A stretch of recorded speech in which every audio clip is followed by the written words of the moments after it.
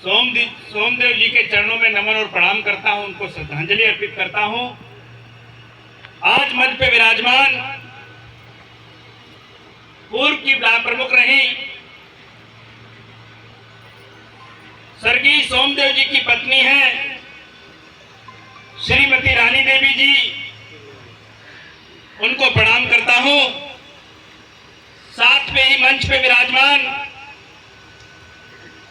हमारे औरास ब्लॉक के खंड शिक्षा अधिकारी श्रीमान संजय शुक्ल जी, हमारे भारतीय जनता पार्टी के बहुत ही निष्ठावान कार्यकर्ता और हमारे नेता जो पूर्व में मंडल अध्यक्ष रहे आदरणीय ब्रजेश त्रिपाठी जी, माध्यमिक शिक्षा संघ के पूर्व के अध्यक्ष श्रीमान राम आश्रय जी, हमारे छोटे भाई आदमपुर प्रधान प्रतिनिधि हैं आदरणीय विकास वर्मा जी, निवर्तमान प्रधान आदरणीय मुकेश कुमार जी, जिन्होंने दो बार प्रधान के रूप में रह के मलौली जैसी ग्राम सभा को विकास के रूप में विकास के कार्यों को ले जाकर पहुंचाने का काम किया, और कुशल संचालन कर रहे रामजीवन कन्नौजिया जी, हमारे सम्मानित ग्राम प्रधान लल्लन सिंह जी कबरोई से हैं, और विश्वल के प्रधान आदरणीय कन्हैयालाल जी,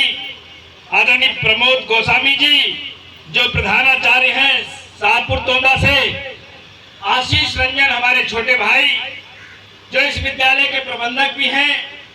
उसके अलावा मैं देखता हूं कि वो निरंतर विद्यालय की चिंता करने का काम करते हैं। हमारे ग्राम प्रधान प्रतिनिधि कादिलपुर आदरणीय सुरेश कन्नौजिया जी, और यहाँ पर उपस्थित हमारी भाई बहन जो शिक्षक हैं, उनका सबका मैं अभिनंदन करता हूं। और अपने नवयुवक साथी जो भाई बहन जिनको टैबलेट आज मिलने जा रहा है, योगी आदित्यनाथ जी ने जो स्वामी विवेकानंद की योजना को चलाकर वितरित करने का काम किया, मैं सभी का अभिनंदन करता हूं, स्वागत करता हूं, सभी को नमस्कार करता हूं। जैसा कि पूर्व के वक्ताओं के द्वारा बहुत सारी बातें आपको बताई गई, मैं अपने आप को उस बातों से संबद्ध करता हूं। एक बात मैं कहना चाहता हूं कि यहां पर हम सभी लोग बैठे हैं कि बाबा साहब भीमराव अंबेडकर जी के संविधान को मानते भी हैं और उनकी पूजा करने का काम भी करते हैं। आपने देखा देश के यशस्वी प्रधानमंत्री नरेंद्र भाई मोदी जी ने एक संकल्प लिया है कि 2047 तक हमारा देश विकसित भारत बने, और विकसित भारत की नींव जब रखने की बारी आई तो सबसे पहले शिक्षा का महत्व आया सामने कि जब तक हम सभी लोग शिक्षित नहीं बनेंगे, जब तक ये सपना पूरा नहीं होगा। 2047 तक अगर विकसित भारत बनाना है तो उसको शिक्षित भारत बनाना होगा। 2047 तक अगर विकसित भारत बनाना है तो आत्मनिर्भर भारत बनाना होगा, अपने पैरों पर खड़ा हुआ भारत बनाना होगा। और बाबा साहब क्या चाहते थे? बाबा साहब अम्बेडकर जी भी यही चाहते थे। उन्होंने कहा था कि हम सभी लोग शिक्षित बने, हम सभी लोग संगठित हों, और उसके बाद में संघर्ष करने का काम करें, कामयाबी जरूर मिलेगी। आज कहीं न कहीं देश के प्रधानमंत्री नरेंद्र भाई मोदी जी के द्वारा लिया गया संकल्प 2047 तक विकसित भारत बनाने का संकल्प, बाबा साहब भीमराव अंबेडकर जी के सपने को पूरा करने का संकल्प है। हम सभी लोग एकजुट होकर इस संकल्प को पूरा करने में अपनी सहभागिता को निभाने का काम करें। यहाँ पर भारी संख्या में हमारे शिक्षकगण बैठे हैं। मैं आग्रह करना चाहता हूँ आपसे, आपके पास जिम्मेदारी बच्चों को अच्छी शिक्षा देने की है, लेकिन खाली शिक्षा से काम नहीं चलेगा। आप वो शिल्पकार हैं, आपको कच्ची मिट्टी देने का काम किया गया है। आप अपनी प्रतिभा के माध्यम से बच्चे को अच्छी शिक्षा के साथ साथ अच्छे संस्कार देने का काम कर लीजिए।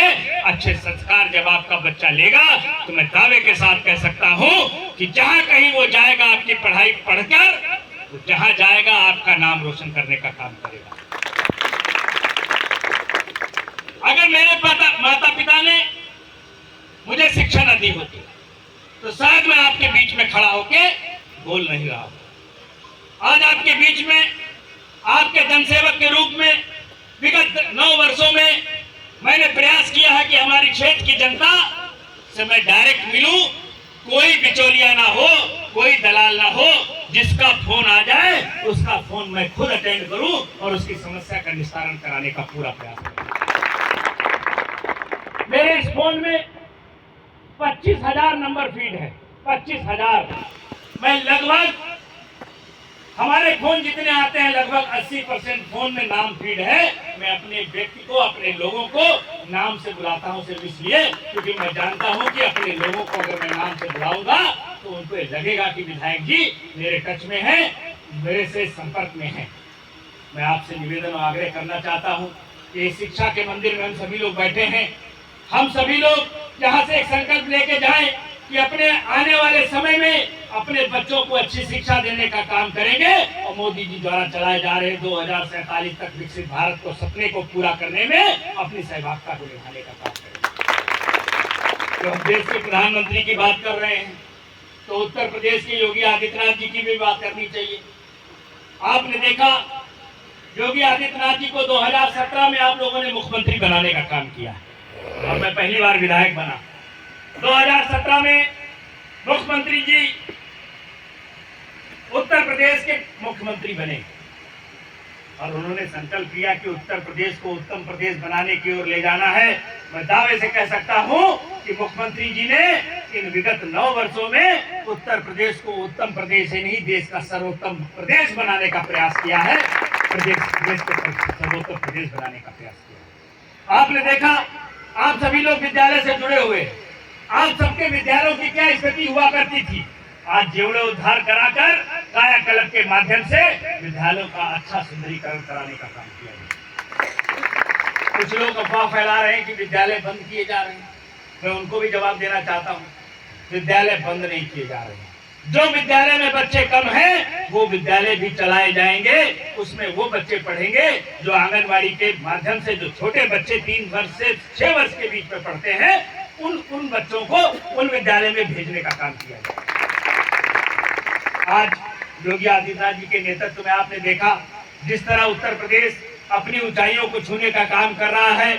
उत्तर प्रदेश की अगर मैं बात करूं, मैं अपनी विधानसभा की बात करूं तो 2017 में जब मैं पहली बार विधायक हुआ तो 84 ऐसी मजरे और बसावटें थी जिनकी आबादी 2011 की जनगणना में 250 हुआ करती थी, लेकिन मुख्य रोडों से नहीं जोड़ा गया था।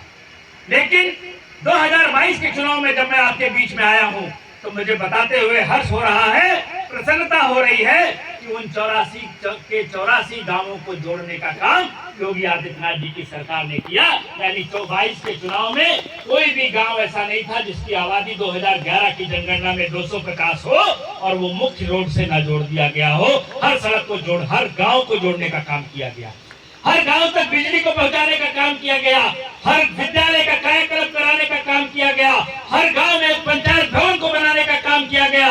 मैं जहां तक बताने का काम कर रहा हूं शायद कम है। योगी जी की सरकार जिस तरह काम कर रही है, मोदी जी की सरकार जिस तरह काम कर रही है, मैं अपने सभी लोगों से निवेदन करूंगा कि आप अपने कंधे से कंधा मिलाकर चलने का काम करिए।